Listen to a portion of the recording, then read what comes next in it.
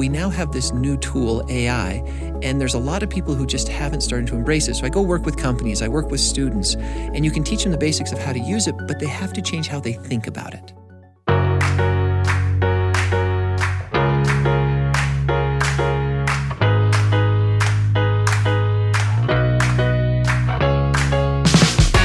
Welcome to The Lisa Show, where we take a good look at life.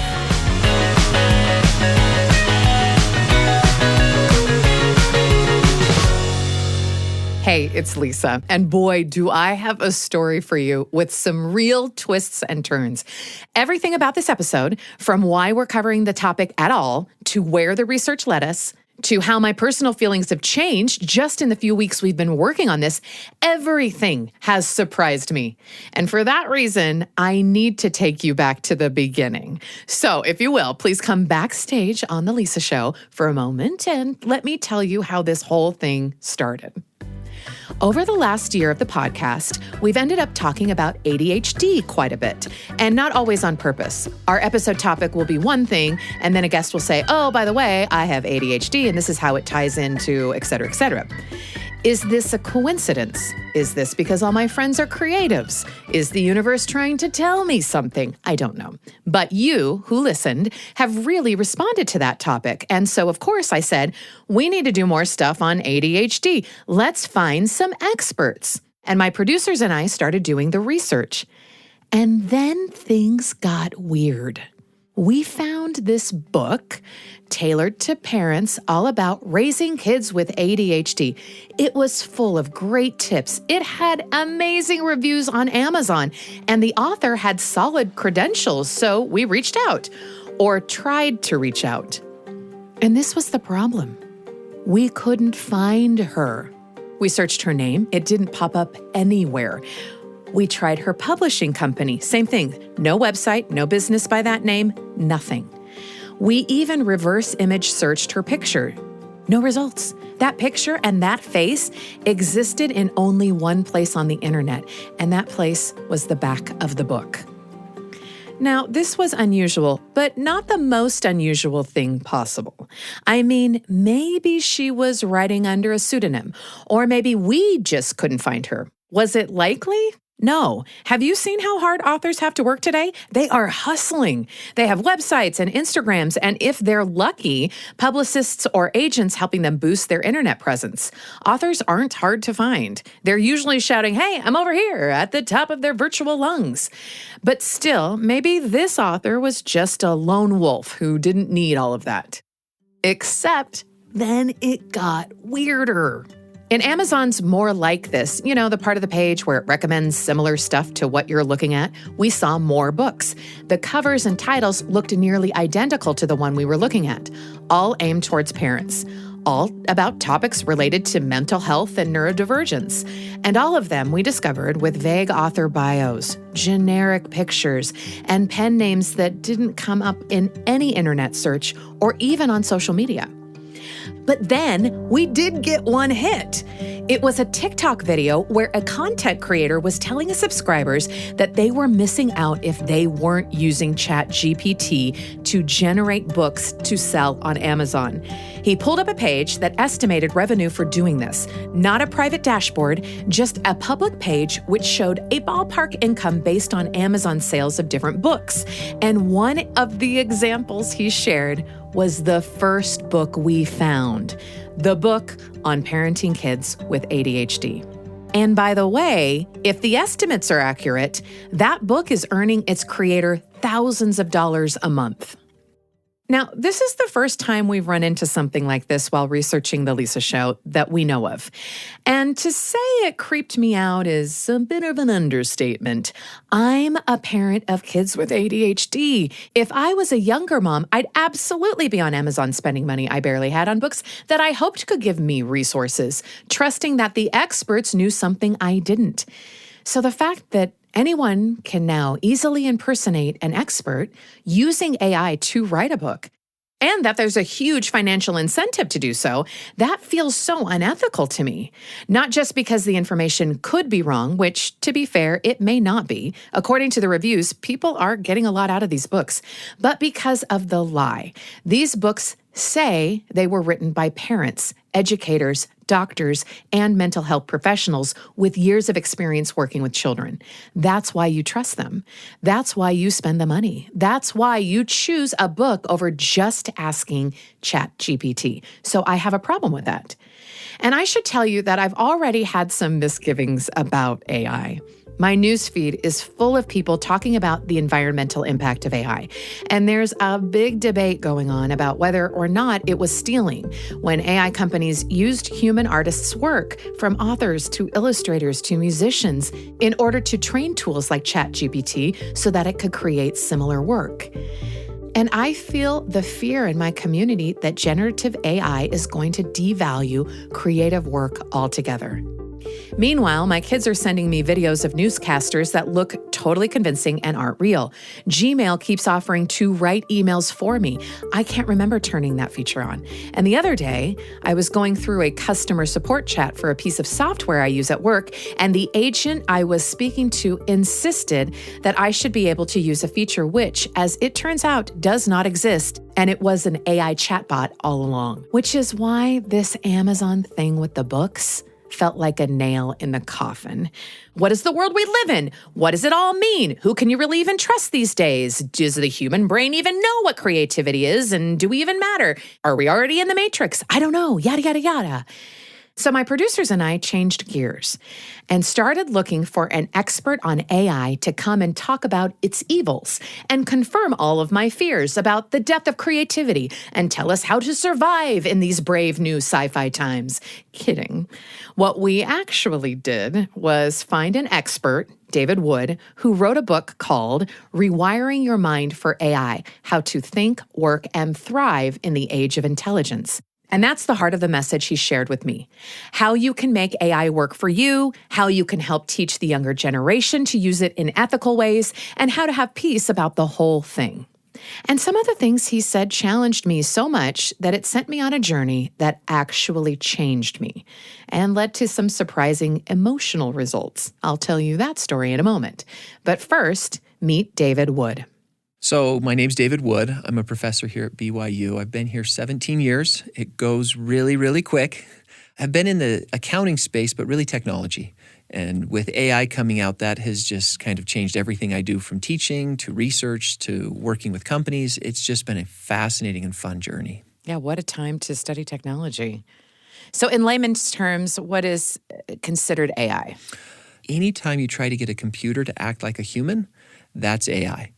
And you think of it as a spectrum. So from very basic, a calculator, you could say, is trying to emulate what a human does. I had never thought of it that way. And most people wouldn't. So most are not going to say a calculator's AI, but the idea of trying to emulate a human all the way up to the things they can do now, driverless cars that can take you for a stroll and completely do everything that a normal taxi driver would do. And so there's this new release thing called generative AI. That's ChatGPT, Gemini, Anthropic. Those are the companies. And the idea here is it's different in that it's generating something completely new. And so one of the first misconceptions, a lot of people use computers and you're used to these deterministic answers. You plug something in, you always get the same result back. That's not generative AI. It's not Google. It's not looking something up, but it's creating and inventing something new every time you use it. Creating something new. That's a defining feature of AI-powered tools like ChatGPT. It's not like the old Google from 2001, where most of us got our internet search training. Remember that? You had to guess the right combination of words to get the most relevant list of sources back while avoiding full sentences. Artificial intelligence tools are conversational, and they do their own thinking. And so for people like us who are old enough to remember rotary phones and 8-tracks, or even, now this will make you feel old, an iPod Shuffle, welcome to the club. We're all dinosaurs here. We have a learning curve with AI, not just for how to use it, but when and why to use it. So my mother-in-law, wonderful woman, she'll call my wife with some question like, what time does the BYU football game start? And my wife's like, Mom, Google it. Yeah.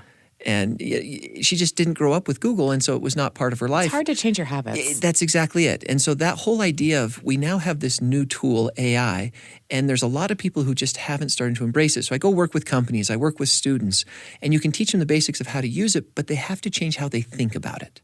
Now that we have this incredibly powerful tool at our fingertips.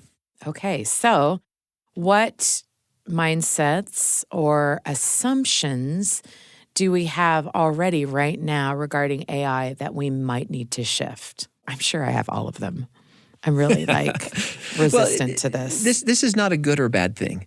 So explain a little bit more about that. Yeah, so people, you hear the news and it sensationalizes one or the other two ways. It's going to say, oh, AI is going to be everything, it's going to do everything, or it's terrible, it's evil, it's the end of the world. It's the death of creativity. Exactly. You can hear my bias in my voice. Yes, and neither of those are fully true. It's a tool that you can learn to use to enhance what you're doing or to do things worse. So you can use it for both things. And let me start with a student example. So you bring a student into the classroom, and you've seen it with kids when they do a homework problem, they can copy and paste it, put it into Google, and look up an answer. Yep. They're not learning, they're just cheating. Mm-hmm. They're minimizing work. AI does that, but 10 times better than Google. All right, so that's the bad side. Now, the good side is, my son's studying AP chemistry, and I can't help him. I have no clue on how to do that stuff. Mm-hmm. So what is he supposed to do? Well, he could try to find it on Google, but he can actually go into ChatGPT and use it as a tutor. So say, I don't understand this. Explain it. Give me another example. Help me think of it in a different way. Teach me how to remember this. And so now, instead of using it to do work minimization, you can start using these tools to enhance what you are already doing. And I think that's one of the big mindsets, is you don't want to fall into the trap that AI is evil or that AI solves all the problems. It's here's what AI does well, and here's how I can use it to enhance what I'm doing, and here's the things I need to avoid and not use it in this way.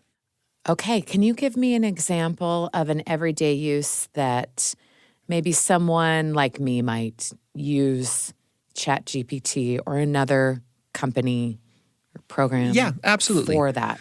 So we just got off a vacation. And we actually had the wonderful opportunity to go to Iceland. And so as we're driving around Iceland, the kids would sit in the back seat and have all these questions. Where are all the boy sheep? Because they have the female sheep with their babies, but there are no rams. And I have no clue. So pull out ChatGPT, and it explains it to us. What's the history of Iceland? It explains it to us.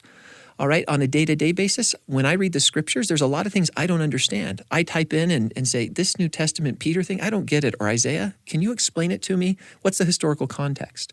So everything from very basic, simple questions to now it's dinner time.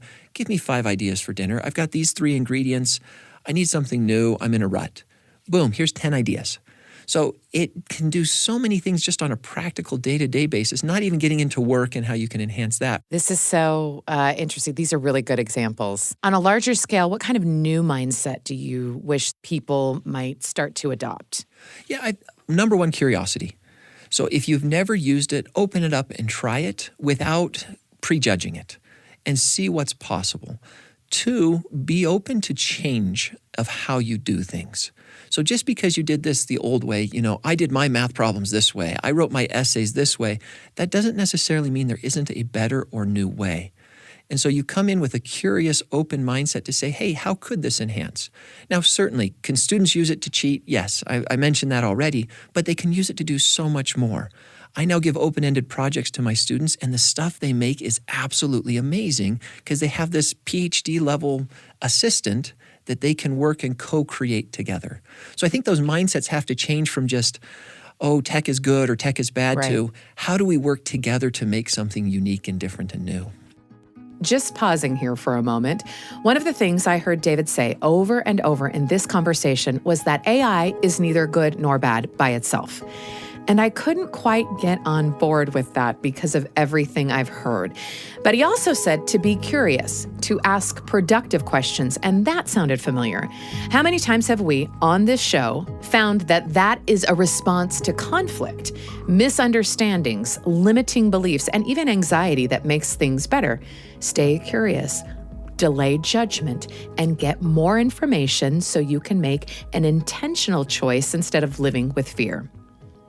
So I decided to take David up on this invitation, and my whole team joined me in this. The timing was actually kind of funny. One of my producers, Becca, had come back from a doctor's appointment the morning we did this interview. And the doctor, who was a dietitian, spent the whole time talking about ChatGPT and using it to create a meal plan. Becca told us about this and we laughed about it in kind of a sad way. Like, how unfortunate that you go to a doctor and the doctor tells you, just use AI. Put that on my apocalyptic bingo card. Check.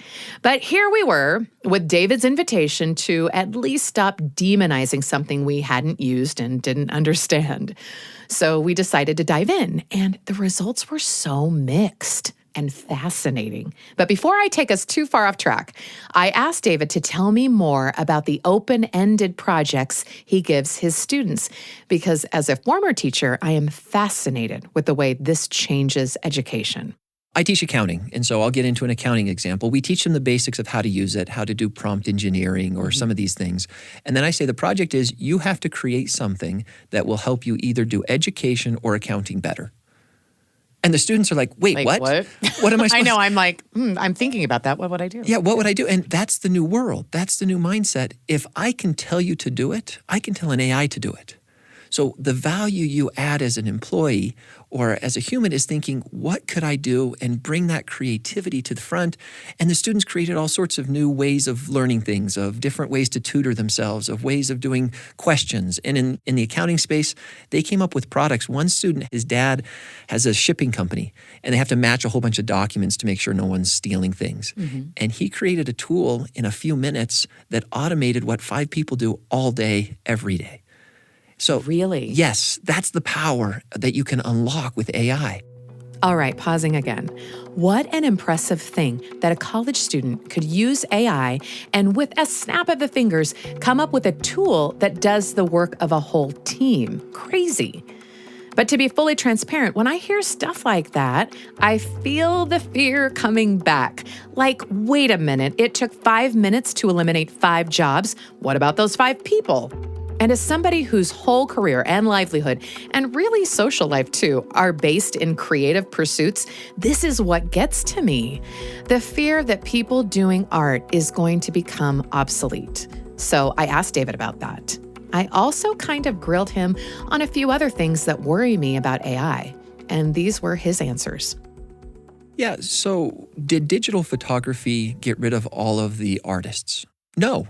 It opened up a whole new way of doing digital art, and it created a whole bunch of new things. Now, did some people lose their jobs? Yes.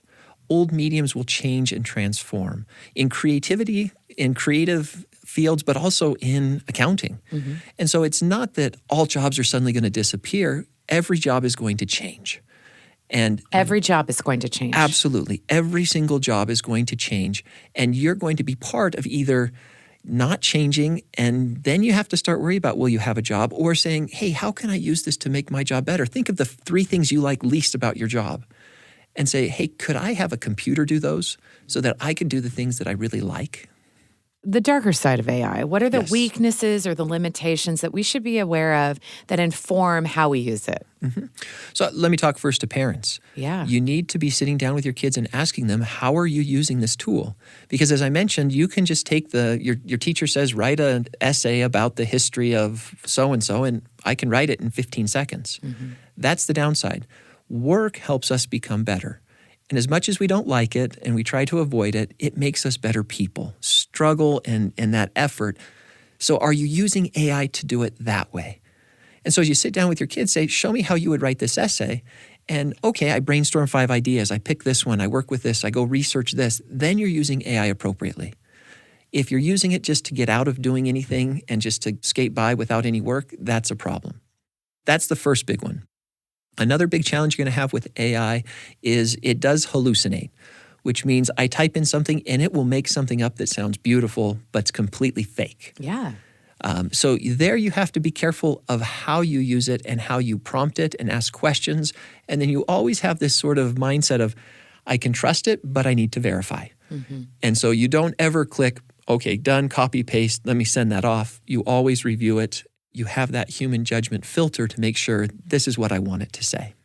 There have been some recent studies coming out about how the use of AI is decreasing our critical thinking and reasoning skills because we're not going through the process and we're outsourcing that. And that alarms me. I'm wondering what your perspective about critical thinking is. The general research right now that looks at across multiple studies, 51 different studies, shows it enhances learning and it enhances thinking. Now, can you use it for good or bad? Absolutely. But overall, most people are using it to better themselves, not for the evil side of things. All right. So just to recap a little bit here, I think David makes some fair points. First of all, AI will change jobs, like it or not. That's not a sinister fact about AI. That's just a fact of life about technology. You know, the word computer used to refer to a human mathematician who computed fancy equations. Remember the movie Hidden Figures? And I was just looking this up. Before phone numbers were invented, over 1 million people were working as telephone switchboard operators. Even the printing press put a lot of monks out of a job. I'm not trying to make light of any of that. Just pointing out that this isn't the first time a revolutionary piece of technology dramatically changed industries or even what it means to work for the human family. And so I asked David for a few examples, professional and personal. What are some ways that we can use this to make life better? How many of us sit in a meeting and somebody sits and takes notes? Well, they don't ever take great notes, or it's really hard to keep track of everything. You just now have an AI record that. It automatically transcribes everything, and puts the to-do list, and then assigns it out so that you finish the meeting, you know exactly what to do. So that's everybody that's sitting in a meeting. Now you don't have to have the office staff, furiously trying to write. You can capture everything 100%. From a personal perspective, I'll give a fun one. We did a pioneer reenactment, right, with a youth group. And so we took them out and, we simulated what it would be like to be pioneers. Well, for one of the evening activities, I created an escape room. And it was a pioneer-themed escape room that you could do outside in the woods. Well, how did I do that? ChatGPT, give me an example of this. I'd like 3 activities. I'd like one to be a puzzle. I'd like one to be physically active. And I'd like one to be something else. And it came up with ideas, and I didn't like the first 2, and so then I tweaked it and I worked with it. And suddenly we had this really cool activity, and the people who were overseeing the activity said, "That was so cool, can we get a copy of it?" Because they'd never seen it before. And I had the creative idea, so this is where creativity still matters, that I wanted something unique and different, but I didn't have the ability to execute. AI took my creative idea and the execution and made it possible. I love that. That's a great example. What advice do you have for my generation, Gen X? Who's just really just trying to make sense of it and is maybe like I just remember my grandma when she was in her 90s, we got her a computer and we were like, listen, you got to email. You can email anybody you know. And she's like, you know what? I'm too old for this. I'm not going to learn anything new. I'm 90. Like, leave me alone. And I remember at the time, I was much younger and I just thought, oh, come on. This is a benefit for you. Now that I get older, I think, oh, I know what she's talking about. Like, she's had to adjust to so much technology. I feel for her a little bit more. I don't want to be like that, though, too. If there's something like great, like email equivalent, what is your advice? Yeah, so I trained my faculty right when this came out. It was brand new, and I did a presentation. It was really funny. We all walked back up to our offices, and all the more senior faculty went and checked the retirement balances, and all the young faculty went and subscribed. So it is a real thing. It's hard when life is just full of change, and where do you take a break? What is it? Is it Dr. Seuss? Try it, you'll like it. Yeah. It really is that simple. Yeah. Open it up and try a few things. And if the first thing doesn't work, try it again. Make a commitment you're going to try it for the next 3 or 4 weeks. Or try it with your family. Have your kids work with you, and you'll find it's not that scary. It's not that hard. And you'll be like, wait, I can do this? We've had so much fun. AI isn't just writing. It's also songs. It's also images. And so you sit down as a family and you start saying, let's make a funny image of, we like to combine animals. So you combine an ostrich with a whale and it makes a new image of that. And we just have a great time laughing, and it creates unity and family togetherness in the way that we use it.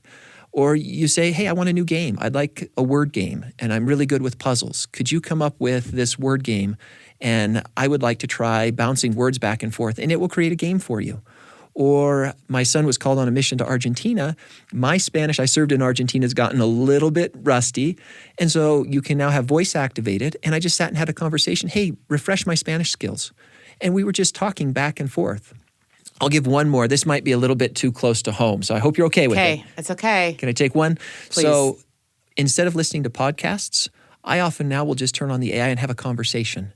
And it's like having an expert podcaster on every single topic you can imagine at my fingertips, any time of the day. So you think about learning. If you have a passion, you can learn about anything you want with an expert on your phone at any time. All right, hold up. While I knew AI was coming for my job, I did not think it was going to happen in this interview. Well, this was fun while it lasted. Had a really good time. Thank you so much for indulging me. Tell ChatGPT I say hello. Wish it well. And in case you're still listening and haven't switched over already, let me tell you that I almost cut the clip out of the episode for obvious reasons. I really don't want to put myself out of a job. I love this. I love the community of The Lisa Show. You're a part of this. You answer my little surveys and tell me what you want to talk about, and you share episodes with your friends and comment punchlines on my Instagram posts that I wish I came up with first because they're so funny. Like, this is all connection for me. And I treasure that. And hey, look, here it is again. The fear that AI, new technology, is going to replace something precious and meaningful and essential like human creativity and connection. So here's why I didn't cut that part out. And also why I decided to take David Wood up on the challenge he extended to just try it. To commit yourself to a few weeks of looking for ways to see if AI can improve your life. The point that I hear David making in several different ways is that while, yes, AI tools are powerful enough that you can use them to replace creativity and meaningful work, your child can cheat on an essay by telling AI to do it all, or you could tell AI to replicate a piece of art in the style of your favorite artist so that you don't have to pay for your own copy. Like, this is the new world we live in. It is easier to cheat and steal than ever.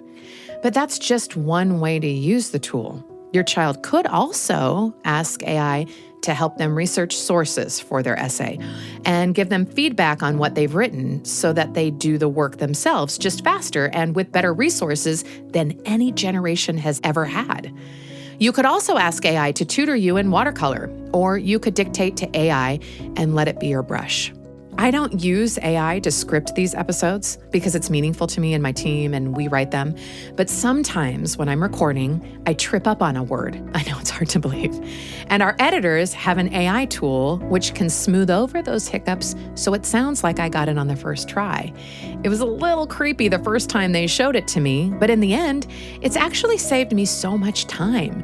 Instead of having to record 5 or 6 takes of everything and then go back to the studio anyway because of that one thing I missed, we've been able to increase the number of The Lisa Show episodes we make altogether by a lot.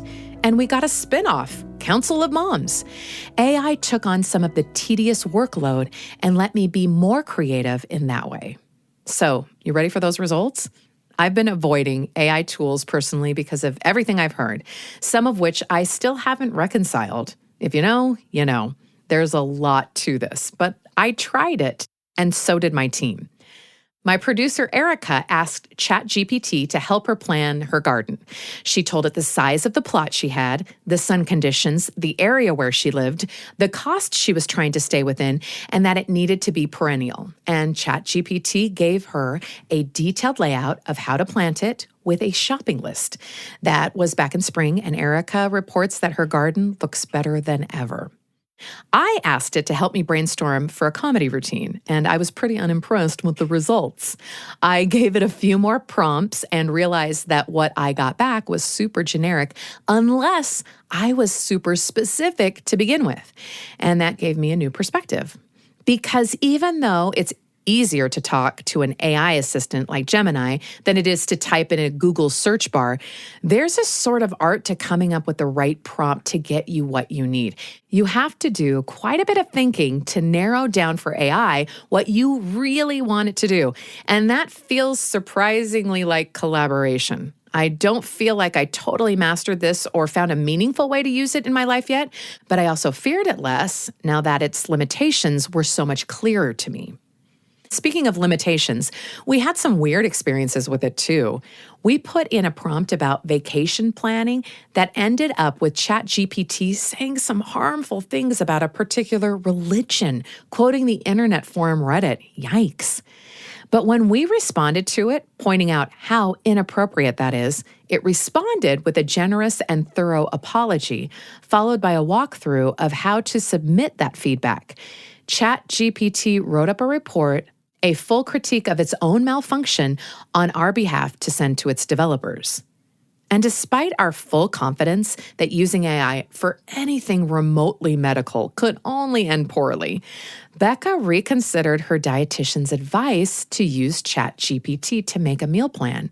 I asked her to record this story because I want you to hear it. And for reference, if you were around last year for our episode on ADHD, Becca was our guest for that. That's going to be important. You'll see why. After I had this appointment, that's the day of the David Wood interview. Literally, while you're in the studio with him, my phone starts blowing up. And it's my dietitian. She's sending me emails. She sends me 7 over the course of the next 4 hours. And there are 28 attachments. And seems a little excessive. it was a lot. I was a little over. I was like, what is this? And there are a bunch of infographics and PDFs and samples of breakfasts. And this is what your plate should look like. So you're feeling a little overwhelmed. A little bit. And it was so funny because actually this isn't the first time I've gone to a dietitian. And really what I needed was a plan. And I had sent a message ahead where it was just like, hey, I kind of have some executive function issues. I'm really hoping you can help me make a plan. But then, I mean, fast forward after the appointment, now I have 28 PDFs telling me what I should and shouldn't eat and still no plan. And that's a lot. It was really discouraging. I felt really sad. And then you and I talked. Yes, we did. And you said I should go for it. And I was like, well, if ever there was a time. So I did. And I cannot emphasize enough how much I do not trust AI. I don't trust it. So I open an incognito tab of my browser. Yeah, you do. I don't log in. Basically, you're not getting my information. No, Isn't not that from funny me. how that gives you like some sense of security? As though they didn't already have it and they can see and me they know right your now. computer. I know. Privacy is an illusion. We're not going to go down that road today. That's too much. We can't. And so, so I said, ChatGPT, please make me a meal plan. And then at that point, because I had put it in an incognito browser and I hadn't logged in, the page refreshed and I lost everything. Oh. And so I was starting from scratch. I was feeling lazy, tired, frustrated. And so this time, I just dumped 28 PDFs into ChatGPT and I said, you read it and tell me what to do. So you gave it less instruction, but just all of the PDFs. Yeah, I took the shortcut and I just gave it all the information. And then it summarized everything in a really concise, neat way. And I was like, oh yeah, this is everything we talked about. Okay, that's pretty good. All right. Great. Why don't you make me a meal plan based on all this stuff then? And don't forget the nutrient values. And then it told me, oh, I didn't see any nutrient values. And I said, aha, I gotcha, you worthless piece of garbage. Humans will never be replaced. You can't Nothing do gets it. past us. Yeah. And so just because I was feeling petty, I said, well, you missed it. It was in PDF number, blah, blah, blah, blah, blah, blah. And it said, oh, you're right. Sorry, I missed that. I see that these PDFs have a lot of images. I'm going to use OCR, which stands for Optical Character Recognition, to reanalyze these. What? And so then it takes like about a minute to process. And what it's doing is it's actually reading them. It's like extracting the text from these PDFs that are only full of pictures. And it spits out a table. And the table says iron, 18 milligrams, selenium, 55 micrograms. And it... Oh, my word. It did summarize for you. Yeah, it did. Based on an image and not text. Uh-huh. And... Oh, okay. I know. It was like, oh, I didn't realize it could do that. And I went back and I checked every single number because, again, I do not trust it. Right. And it got them all right. And so I said, okay, now make me a meal plan. And I gave it some of the same instructions with a few things that I had thought up now, like, hey, if there's anything that can wilt or spoil, like put that early in the week so that everything tastes good by the end. You know what I mean? Yeah. It was like this little playground where every perfectionistic tangent I could think of, I could just tell the computer. And I did. And then it made me a meal plan and it looked really good. Really? Yeah, like it was, and they were simple things stuff because I that you would told eat. it, and nothing groundbreaking in the same way that probably like I could have made my own. But the problem is I can't make my own. Years of trying to achieve that level of organization, I just keep failing. I mean, that's why I went to a dietitian, not to tell me that I should eat vegetables, but to help me make a plan to do it. When I don't have a plan, I just end up eating whatever is closest or whatever my impulses dictate. It's oatmeal cream I was pies, going to say double-decker. double-decker 100%. oatmeal cream pies. And I don't think you have to have ADHD to relate to this, but for me, like as a person where sometimes this is really a disability for me, it took so little time for me to suddenly become high functioning in an area where I've always been low functioning. And, nobody was coming to help me. Obviously, I went to 2 doctors and still didn't have a plan. And now I had a plan and it's going really well.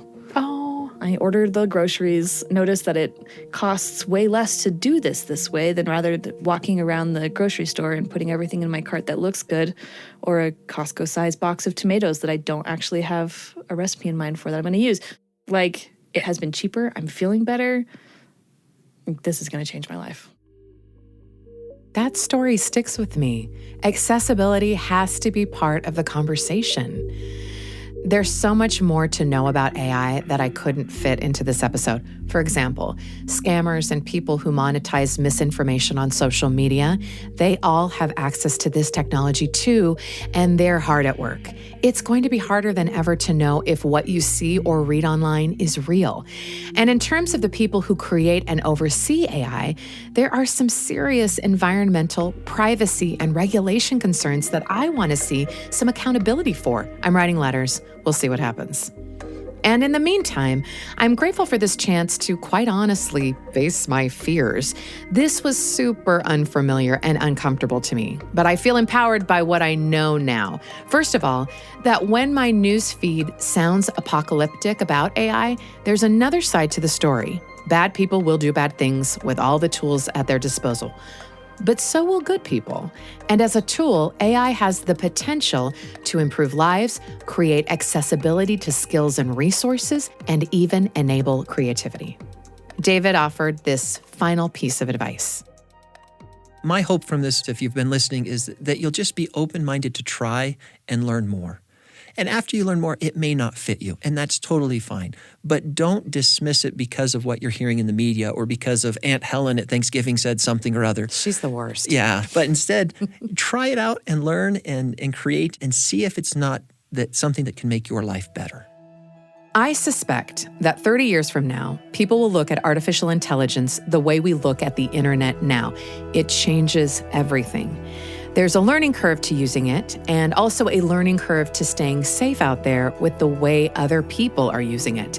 And like the internet, the more you know and the better informed you are, the more you can protect yourself and use it as a force for good. So consider this my challenge to you. I'm always on the hunt for a new and improved nacho recipe. I would like to see the pinnacle of human technology working on that. So please try it and let me know what you find out. Between you, me, and ChatGPT, maybe this new sci-fi era also includes the next frontier in melted cheese. We deserve to know.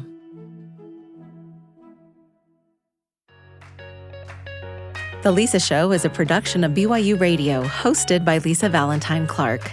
This episode was produced by Becca Hurley-Lung with help from Erica Price, Blake Morse, and Kenny Mears, with post-production by Gracie Davis. Dr. David Wood is a professor in the BYU Marriott School of Business. A link to his book, Rewiring Your Mind for AI, will be in the show notes. And be sure to check out our new podcast, Proofread, a podcast to help you read more of what you love and less of what you don't, because life's too short for the wrong book. Find it anywhere you get your podcasts. As always, thanks for your messages. We read them all, and thanks for listening.